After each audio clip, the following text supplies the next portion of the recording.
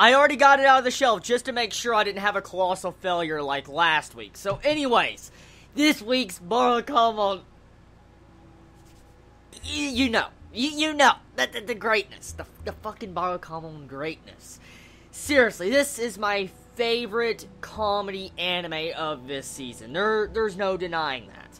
This episode, man, I'm past that point of smiley, and I'm just in that entire moment of, I can't get any happier. That's exactly how I feel right now, because of this episode and this series, and all the good things happening. Just, this series, Barakamon, and watching the episode that comes out on Saturday really just makes the entire day better, because it's so amazing the way the characters are portrayed.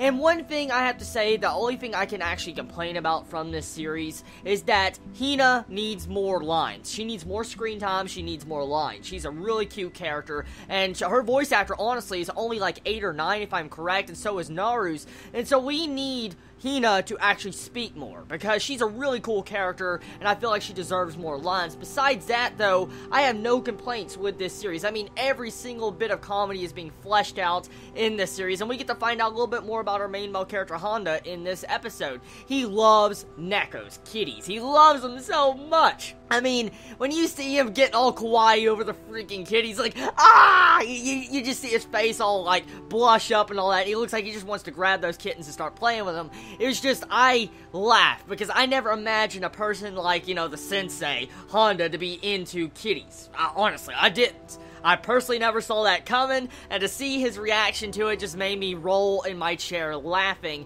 And then the entire part when he actually finally gets hold of a cat, he's like, yes! You see him holding the cat up, and the cat looks so fucking pissed, and it's like, right on his fucking face. Oh, you know, thank God this is an anime, or he would have had that scar on his face the entire episode. Good thing he has magical healing abilities. I mean, we gotta think about that, okay?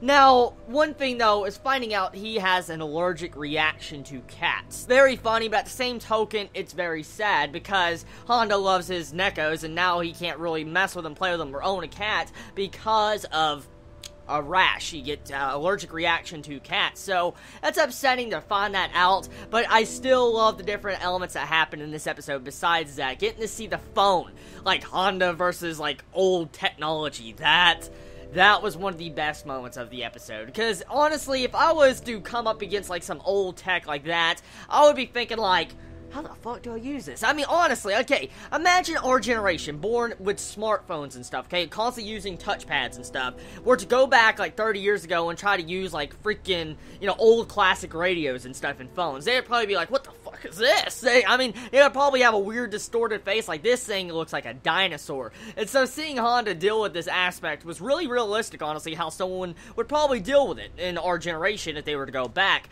So I laughed pretty hard at that scene. And then there was another section in this episode with the entire boat drawing scene. That right there got me. When you see Honda let out his frustration and rage towards the freaking father. He starts writing like old geezer, demon, all sorts of crap on the freaking boards. And he pisses him off at the end and he runs away with the seaweed.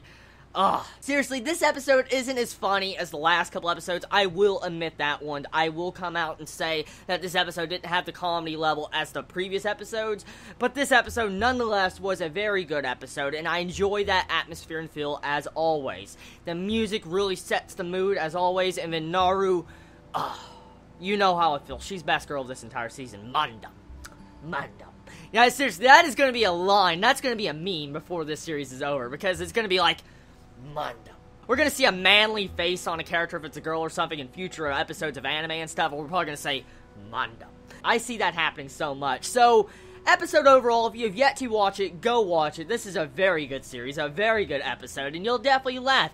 But at the same time, we get a lot of character development for Honda. Honda actually tries to write. We find out he's going to be entering a competition in September, and he's really trying. So, it shows you he's moving past his problems, and he's still trying to change and become a better calligrapher. So, I enjoy this element of his character's personality. So, everybody, tell me your thoughts about this episode. Did you enjoy it? Did you hate it? What's your favorite moments about it? I love all of you so much. You have a wonderful day or night wherever you live. Please be safe.